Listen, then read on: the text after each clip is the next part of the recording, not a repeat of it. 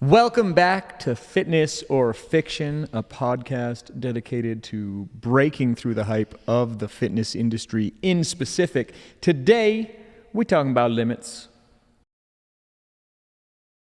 So limitations. Basically what we're talking about today is limitations. The idea for this topic came up. I had somebody we were having a pretty decent chat recently, and they were like, well, what exactly is the process to getting through a limitation?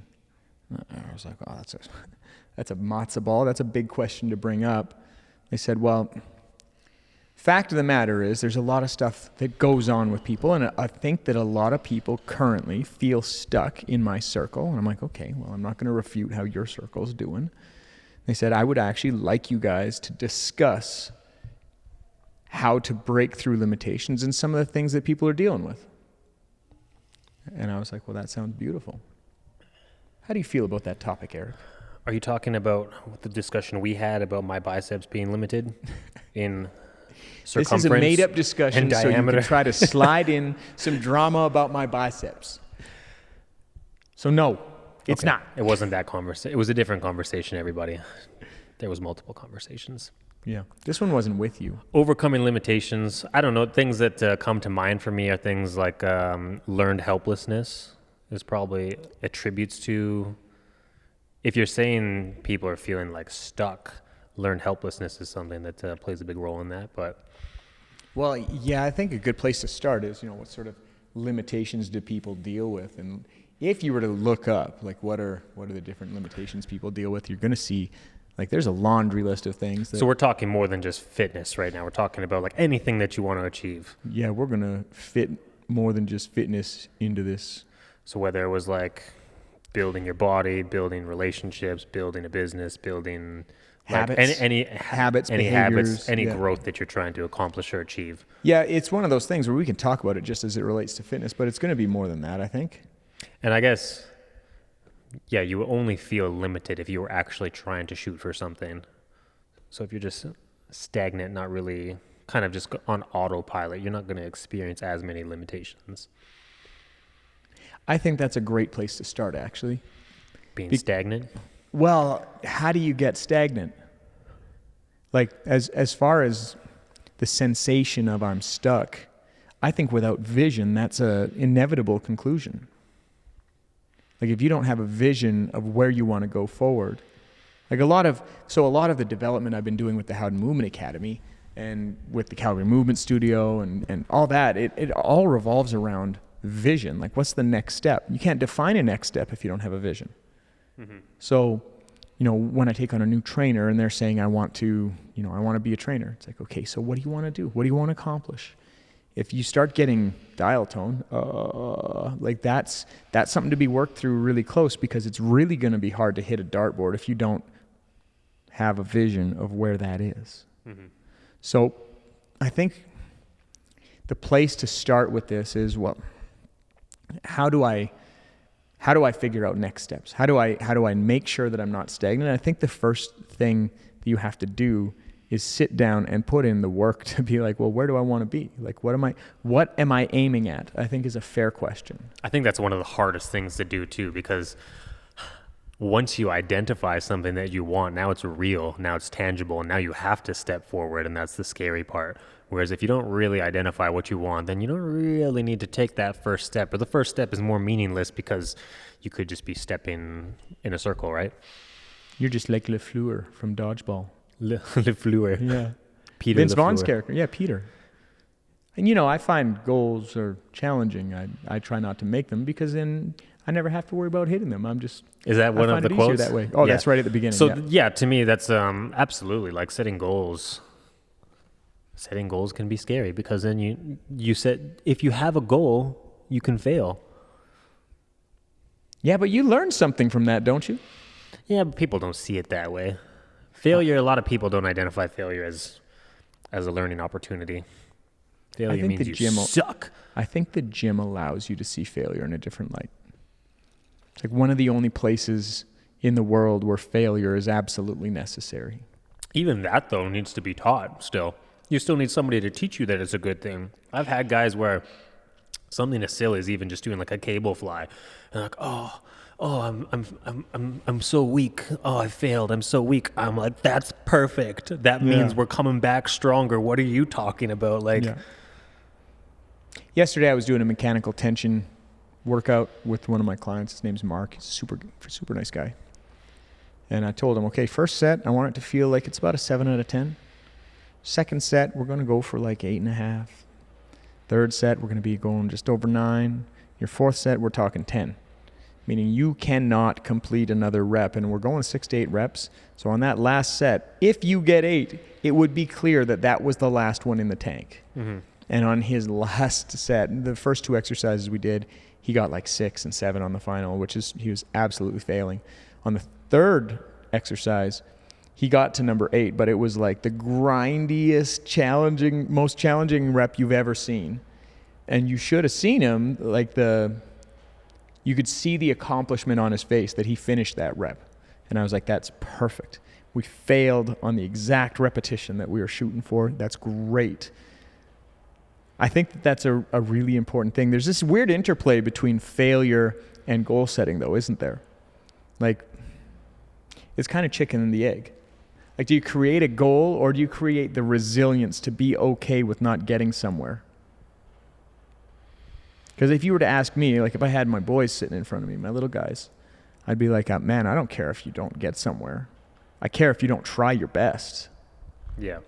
But I don't care if you actually get there. It's like, well, I only got 3/4 of the way. 3/4 of the way you never got. Yeah. So I don't exactly know where that lands. I'm not a psychologist, nor am I trying to be one or play one on TV. I would play one on TV if I had the offer. I would. But I'm not trying to do that right now because I haven't received the offer. But yeah, when we look at the kind of the etymology of like, how do you get feeling stuck? How do you feel like you have a limitation you need to overcome? I think that a lot of that comes back to the idea that you need to create a vision of somewhere you want to go. And I don't know if it's before or after, but I have the feeling that it might be before, that you have to confront the idea of what success looks like to you. Is success progress, or is success I have to get exactly that? I think too, you also need to be comfortable changing that vision, like not necessarily being so locked in on it, like through the journey changes you and the vision can change as well. I think a nice little healthy dose of process orientation can really help. So like if you look at process versus product orientation, it's like, I think if you make a goal and all that matters is getting exactly that, that's a really tough scene. And to your point, it just might be like, well, what if I don't get there? I can't withstand that. Well, it's so hard though, because our society only really rewards the result and not the process. Like even back in the day when I was managing at the gym and I had trainers and we talked about making cold calls or just warm calls in general. I'm like, listen, I want you to make 10 calls a day, that's 50 calls a week, that's 200 calls a month. If you do that, you're winning. And if they make those 200 calls and they didn't get anything from it, they do that 2 months in a row, and then they stop believing in the process, and then process doesn't work. The process doesn't work, and then you're stuck. I think that it is a very big challenge to reward the process. And this is weird. This probably isn't the most popular idea out there, but rewarding the process that you go through rather than the product is challenging. Not that you can't do it or shouldn't do it necessarily, but it's almost baked into human existence that you don't get rewarded for the process. The reward for the process is the process. Like, let's say you made those 200 calls and you did it as good as you could and you didn't get any result. If you chose to continue doing that, you're building all sorts of things that are going to benefit your future self. Yeah. So the process in itself, I don't know if it actually needs to be rewarded. It's almost like a pre-established state of being in life, that the reward itself is the process. You don't need something extra other than the process. And you'll see that, like, with every failure comes a new opportunity. It's kind of like Henry Cloud wrote in his book Necessary Endings, like you have to shed what was for what's going to be. So a toddler has to shed all of the things that their parents will do for them. They got to wipe their own butt all of a sudden. That's a responsibility, right? And there's a certain there would be a certain comfort to stay there, but they have to shed that to become the next phase of adolescence, right? They have to move from being a toddler to being a child, and moving from a toddler to a child, that they have way more responsibility, true, but they also have more freedom that comes with that. So I think in a lot of ways, shedding that and stepping into the new thing is hard. When we look at the process, it's like engaging in the process and being open to what's going to come after that is a really big strength. But that's kind of a conversation on, where do we start? Like, how do we get stagnant or whatever? And you have to also give voice to the idea that some of this stuff is stuff that you can't choose. Like, what if you have a limitation placed on you that you don't get to choose? Mm-hmm. And I think that's where the question came from with this particular person. They're like, well, not everything is something that I haven't goal setted for. Some people are dealing with certain things. My client, David, he was born with cerebral palsy. He had the oxygen cut off at birth, and because of that, his function is different than his twin brother. He brings joy into this club like nobody else when he comes in to do his workouts. He just won the Special Olympics. So he's quite the accomplished little power lifter. But people look at him and they're like, well, how does he do that? How does he go against that? He didn't choose it. It's not a lack of goal setting that got him into his situation of challenge. So let's maybe pivot a little bit and start talking about how we overcome limitations. And I think if we just kind of leave part of that conversation behind and be like, okay, so regardless of what happened, there's a limitation in your way. In a lot of cases, not chosen, but there's a limitation. How do we go about getting through that? Well, we just talked about stress recently as well. Yeah. And I think that kind of goes hand in hand with limitations, because some of the most stressful things are the things that are placed on you that you don't have control over. Whereas if you have control over your stressor or your limitation, might be a little bit easier to manage, but the ones that you don't, like, so a limitation that you don't have control over, it's easier to throw up in the air. I think the most important thing in starting, you look at the concept of self-awareness, like you need to recognize that there is something in your way. Regardless of whether you had any opportunity to deal with that or whatever, it is the reality that you're dealing with. There's a limitation present. Part of being a person is going to be, are you going to voluntarily approach that challenge? And, from the research on stress, we know that people can overcome significant limitations. And I think I referenced this last week when we were talking about it. And I said, somebody that has a serious phobia of being in public spaces and getting on elevators and stuff like this. Psychology has demonstrated time and time again that exposure therapy works. But it has to be voluntary. They have to choose it. You can't do it for them. It's not going to help. But once they do confront that, what they experience isn't less fear. It's actually more bravery. They find out that there's more to them than they thought. And as they build that bravery, they can approach that with more vigor. So I think when we start talking about, okay, how do you overcome a limitation that's there? First thing is recognize it. Ryan Halliday in his book talked a lot about the obstacle's the way. That's the name of the book. He's like, hey, listen, give voice to what the obstacle is, and once you do, leave it alone. Stop talking about the problem, because the problem is going to identify for you that there's a different path. Like, you don't need to further identify that problem. You got to figure out the solution to that. And we don't need to keep rehashing what we already know. Let's focus on what we're trying to accomplish. And I really like that concept, and it really kind of revolves around the idea of, okay, do you have self-awareness of, where you're at? What is the limitation you're dealing with? Okay, now that we have that, leave that behind. Shoulder your responsibility and take the steps you need to. I think that also is the biggest challenge, though. Voluntarily shouldering that load. That's hard. Yeah. This is also a situation where, a limitation is what we could say is something that's negatively affecting you, and people are much easier to focus on the negative, like a 10-to-1 ratio. 10 people say, your biceps look good, and somebody says you have chicken legs, and that throws you off for a day or a week because that one negative comment just really slammed you. And I think people can utilize limitations. They turn into the excuses why I either stopped trying or I didn't succeed. I didn't try or I didn't succeed because of this happened to me. And like you destroyed your back. So you didn't become a weightlifter because your back was cracked. Your back was smoked. Yeah. And I think a lot of that is sacrificing your future self. Because there's comfort. Like I see it all the time where somebody says, you know, the doctor told me I have this. Like recently I had one of my trainers, their client hurt their shoulder. They went to see a GP and the GP said, oh, you tore your rotator cuff. I'm like, oh, and what makes them think that? Do you have imaging? Well, no. Well, then it might not be that. Yeah. It could be, but it might not be. Let's not wear that as a identity just yet. It's like, oh, no. They said this and that's what it is. I'm like, oh man, that's a person that was sold. They were sold a narrative and they took it on and they're like, yeah, that's what it is. But doctors have a certain title that's, it's a doctor, so they must be right. Yeah, there is that. But this is like a self-imposed limitation because you don't even know if that's the issue, but you're saying it out loud, you're wearing it, and the way that you recover actually is very important.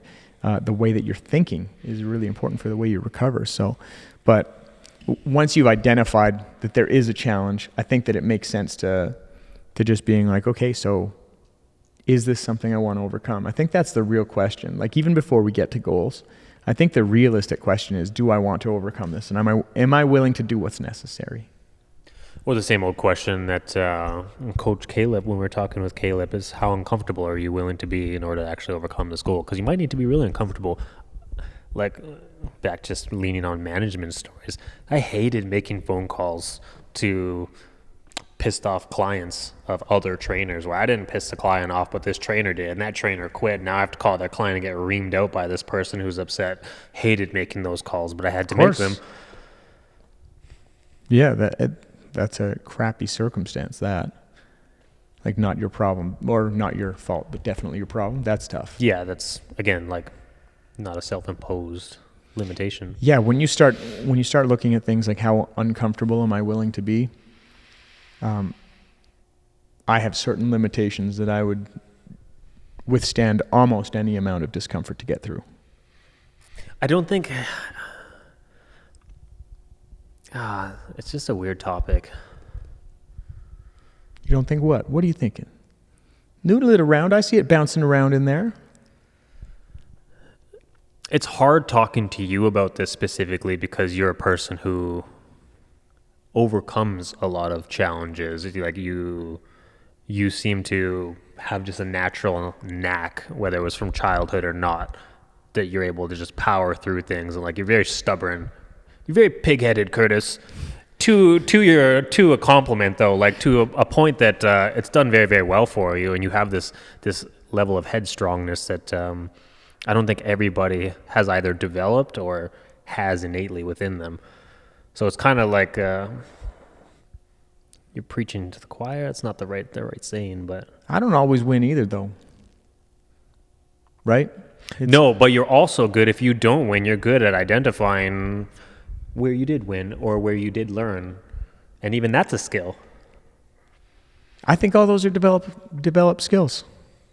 What if somebody went into a situation and their goal was to come up with a better understanding of what they're dealing with? Like what? So this goes really quick from like, okay, so if you were to look at data on, okay, how do you overcome limitations? It's going to start out with something to the effect of self-awareness, know that there's a problem. It's going to get to some point of, set realistic goals and things like this. This all feels superfluous when you talk about it, right? And then it inevitably is going to go to like, well, you got to do some education and development. And then after that point, we need to figure out, support and guidance. And then we have to do a mindset shift. I think the mindset shift is a lot sooner than that. That's not step 6. I think the mindset shift has to be some sort of description of responsibility. I think it has to be that. Because if you don't decide to deal with a problem, if you don't own that problem, then it's not yours to fix. So guess what you're going to feel like? Stagnant. It's going to be tough. Right? And when we talk about limitation, there's so many different realms this could go to. So it's a really interesting topic. But even if we're just talking about personal limitations, whether that's, career-based or physical-based or, whatever it is, I think that mindset piece is a big deal. The story you tell yourself is going to change the way that you get after it. This topic is limitations based off of, like, you want something. There's something that you want or something that you want to achieve, and there's obstacles in your way. I think it's a blessing that not everybody gets to receive in their life, getting what they want. And I think a lot of people, I think it's more actually in societal standards that more people settle for less than because it's easier than being uncomfortable. It's easier than going to school for 5 years, or it's easier than than failing 100,000 times over. Like, most people who are hyper successful, they often have a story of like failure, like just constant failures. Even if it was like I was homeless for a certain amount of time, they always seem to go through extreme discomfort before they hit the stars most of the time. And I say this in the sense that... So when you're saying it's a blessing, are you saying that somebody being comfortable with where they're at or accepting where they're at is the blessing, or what are you saying there? I'm saying that it's a blessing to achieve what you desire, what you want. Oh yeah, okay. So it's a blessing to achieve what you want or what you desire, but the uncomfortable, I believe in balance in the world, like yin and yang, if you will. So if you want to achieve something great, then it's going to require great struggle to achieve. I don't believe anything great comes easy. Well, suffering is part of the human experience. Nothing great comes easy. Like, how many people win the lottery and then it's all gone within 6 months to a year kind of thing? Well, and a lot of that is like habits and behaviors were never formed. They don't know how to deal with that, and because they didn't go through the struggle to get there. There's a lot of data and understandings they don't have, right? But there's two parts to this conversation, right? There, like, just that one statement, like the necessity of suffering in the human experience is so important. Like, if you looked at suffering, like, there's a lot of religious positions that they embrace suffering and they revere, and it's one of the holiest things you can do. Like, even in the Christian faith, suffering is something to be revered, right? But the other end of it is that same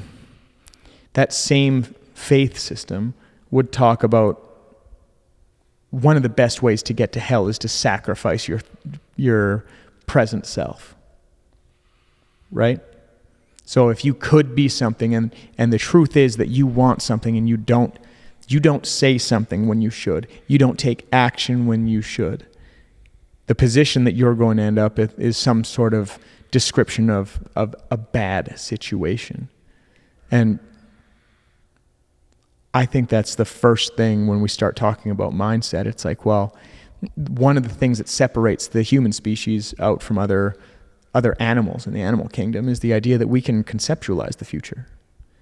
And because we can perceive the value of delayed gratification, then we understand that sacrifices, letting things go that are uncomfortable right now to build something better in the future, makes sense. Mm-hmm. Whereas a lot of, like, in the animal kingdom, that really doesn't make sense that much. Yeah. So those two things, like, when we start talking about mindset, people think that it's like this kind of airy-fairy sort of out there sort of thing. And there's some presuppositions that we have to confront. And one of them is, like, what's my relationship with suffering? How uncomfortable am I willing to get? Do I want to get? Right? All of that sort of stuff comes into play. And then, am I making the right decisions right now that are going to impact my future self and future interests, including family and everything else, the way that I would want? And we hear a lot of stories about regret. You know, like, when you talk to people about that are later in their life, the things they regret aren't things they did. It's the things they did not do. For the most part, it's things that they didn't do, right? So as far as overcoming limitations, I think that mindset shift is really important, and finding some sort of vision on where you want to be, identifying what sort of struggle you're willing to go through that, and then voluntarily taking up the load. Like, carry the load that you need to carry. And one of the cool things is, when you decide you're going to carry that load, you might find out that there's a lot more to you than you thought. You might be stronger, you might be braver, you might be more endurant, but until you carry that load, you don't know. And that to me is the easiest way to look at a bad situation happening in the future. I didn't ever find out what I could be.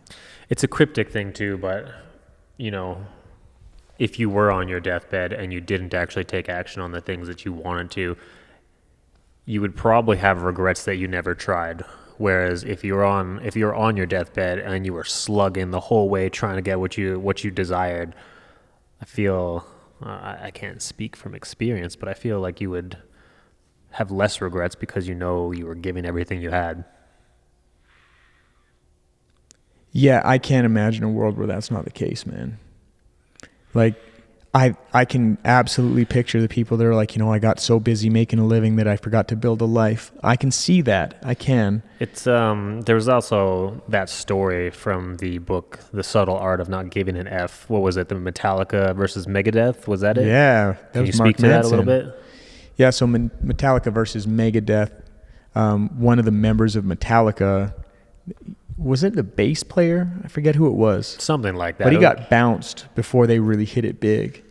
And then he went and he founded Megadeth. And they were... His whole purpose was to crush Metallica. Yeah, he wanted to crush Metallica. I wanted to just... And he founded one of the most successful metal bands of all time. Like, crushed it. Like, in so many realms of success. Just totally crushed it. But his anchor, the thing that he was looking at, was, I have to beat Metallica. His metric was, I have to beat Metallica. So he believed he failed, even though he was created one of the most successful bands of all time. And the accomplishments, or like the list was huge, but in his own mind wasn't good enough because. Yeah, and then to contrast that story, there was somebody from the Beatles, I think, who left the band, and the Beatles went off to become super mega rock stars, and this guy who left the Beatles has zero regrets in life because he found his wife, they had their kids, and if he went with the band, he wouldn't have had lived the life that he lived, and he might not be a millionaire, but he still felt like his life was a great success. Yeah, and that's why I say, identifying, like being self-aware and being like, well, what is the limitation? And then identifying some sort of picture on where you're trying to get to. It doesn't need to be a perfect picture, but like I said, just getting the dartboard, it doesn't need to be a bullseye. Like, get on the board, baby. Like, fine. Yeah. Create some sort of view on where you're trying to get to. And then from that point, you can make these little goals. And what does success look like for you? That's when we start looking at this mindset piece where it's like, well, for me, I'm not supposed to be able to get that much better. Like, I'm supposed to be stuck here, but I don't accept that. Mm-hmm. I don't accept that. The way I talk about what's going on, I'm trying to get better at. I don't accept what they say. They can have their diagnosis. It's okay. If they think that's right, that's fine. But I don't accept their prognosis. Sounds like the classic Curtis I was just talking about earlier. They can cram it, right? I'm not playing that game. I'm like, okay, well. But man, as your friend, like the level of respect that I have and how good it feels for you to keep on fighting, because what's the alternative? You're just going to be depressed and miserable and that's just the waddle point. through life. That is the exact point. When people say, "Oh yeah, good for you for doing this," I'm like, no, like that's reframe that. Like, reframe that for me. Do it yourself. Like, reframe it. Like, no, not good for me. Like, there's no other choice. The other choice is something I'm not willing to deal with. I'm not doing that. Like, you always choke me up when I talk about my family, but for me, if I can look and say I did everything I bloody well could, then I'm okay. And if I'm looking at my oldest son or my youngest son, I don't know what things are going to look like in the future. I have an idea on where I'm trying to go. But no matter what happens, I'm going to be like, no, I don't accept that. I'm not giving up. I'm not settling down. I'm not doing it. Like, that is my choice, and that's what I have. And I don't believe that what they know about this condition is something that is just flat out truth. I think what they know doesn't apply to me because I'm willing to do more. That's what I think. But that's a choice, and it's not always easy. Like, but what are you going to do on the other end? Like, you're just going to sit there and be like, well, the doctor said this. I don't care what the doctor said. The doctor's afraid to say stuff to me, and he should be. Like if he doesn't have something encouraging and positive to say to me, I'll straighten him right out. I don't want that. It's like, yeah, I'm gonna be the exception. I might not get to be the rule. I'd love it if I could have that sort of impact on the world. But when it comes to limitations, if we can identify this is the limitation, here's what I'm going to do about it and shoulder the load. I think even if you don't get all the way to where you're trying to get to, my goal is to be able to run again. That's what I want to do and I can't do. That's tough because it takes away most sports from me. I don't have those options, right? Yeah. So I know where I'm trying to get to, but even if it's a situation where it's like, yeah, I can be up and walking for longer periods of time and things like this, then it's like, yeah, I'll take it. It's okay. It's along the pathway still, and it's not supposed to be something that I can just kind of add back in right away, but it's something that I'm going to do. There also has to be something to be said about just like not overanalyzing the failures and not looking back on the failures. Like, I haven't really plugged this on the podcast at all, but I've been working on like a YouTube channel, primarily entertainment based, like doing gaming type stuff. I'm being mentored by somebody on that. And if I release a video, I've released a video and it hit like 20,000 views and you're like, oh my God, 20,000 views. Like that's pulling, holy smokes. Like hopefully the next one pulls and then the next one does 1,000. And you're like, it's 20 times worse than the last one. Like if I focus on that, then I can basically bury myself into a position where I'm like, oh man, it's not worth it. Like, oh, the last 3 videos I did weren't as big as the last one. And, oh, it's so hard. It's oversaturated. I can start making a laundry list of excuses on why this won't work out or why it's going to fail, why it's going to be a waste of time, why it's stupid, why it's childish. There's a laundry list of this is a stupid thing to be doing.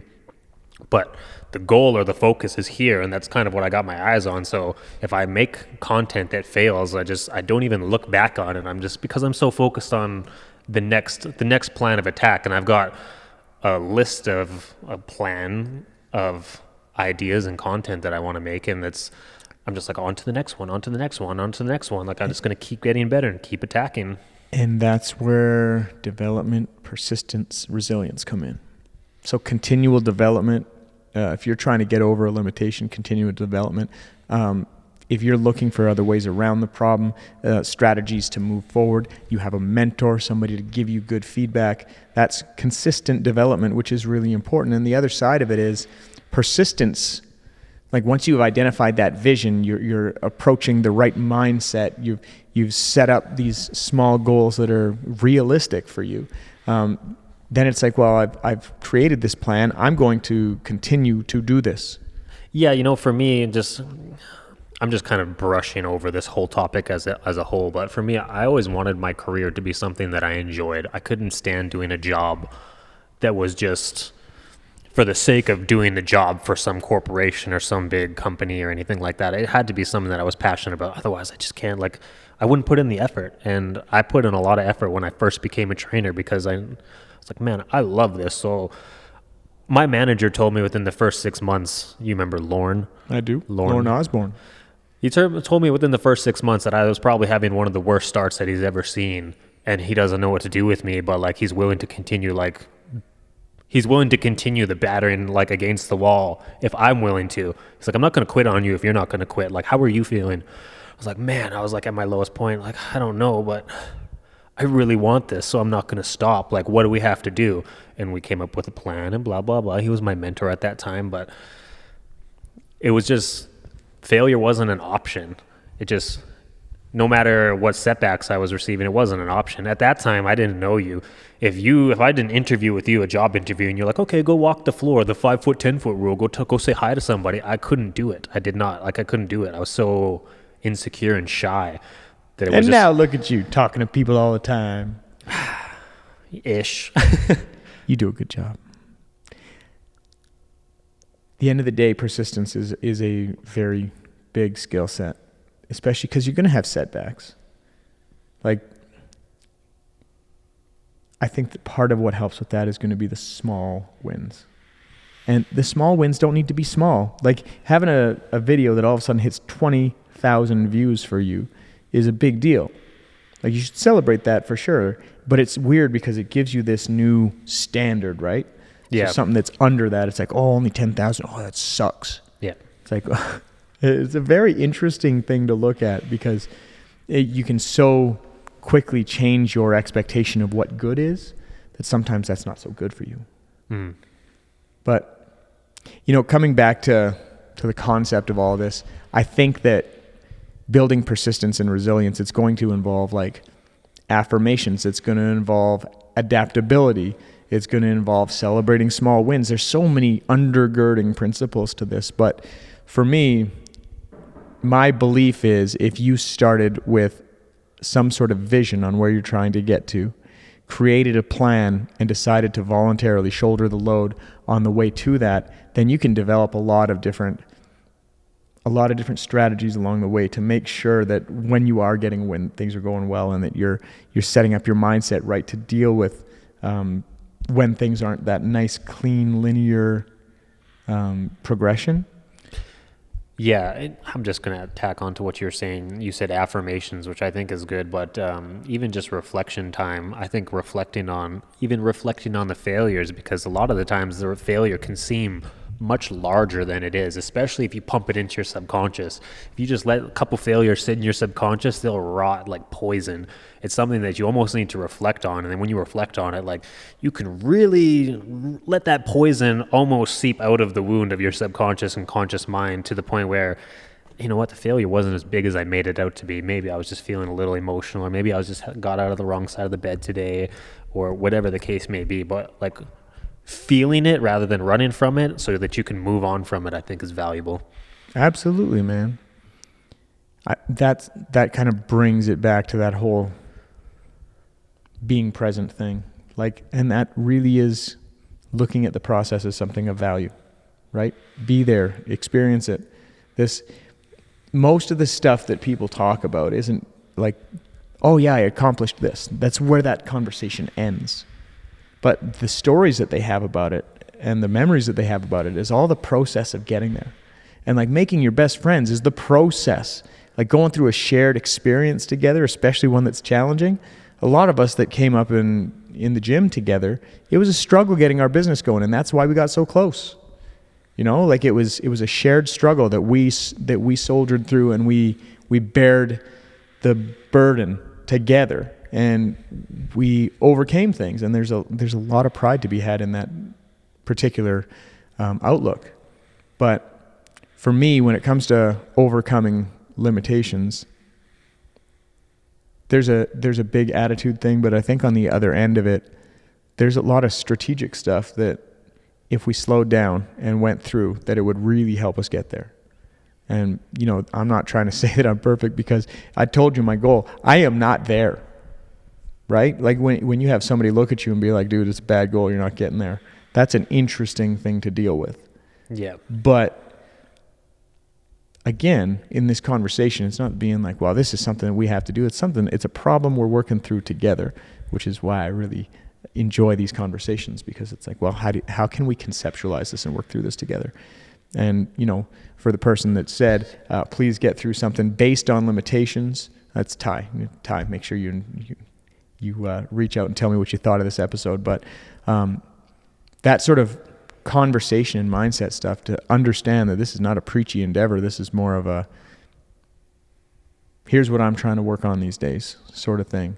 That, I think, makes things another way of dealing with limitations, which is leaning on shared experiences with your peer group. Like, is everybody else doing this? They are. Man, I think I can too. Yeah, I think even the part of this podcast, it was kind of like very all over the place, but shared experiences lets you know that you're not alone. It's not just a you thing, because when it's just a you thing, it's so much harder. Absolutely, man. Well, and those are my thoughts on limitations. Cool. Well, let us know what you thought of this episode. Leave a comment. Subscribe, share, like, comment on Curtis's biceps. Have a good day. Thanks for joining us this week. We appreciate your support. If you enjoyed this episode, we'd love it if you would subscribe, follow, and throw us a like on YouTube, Spotify, or Apple Podcasts.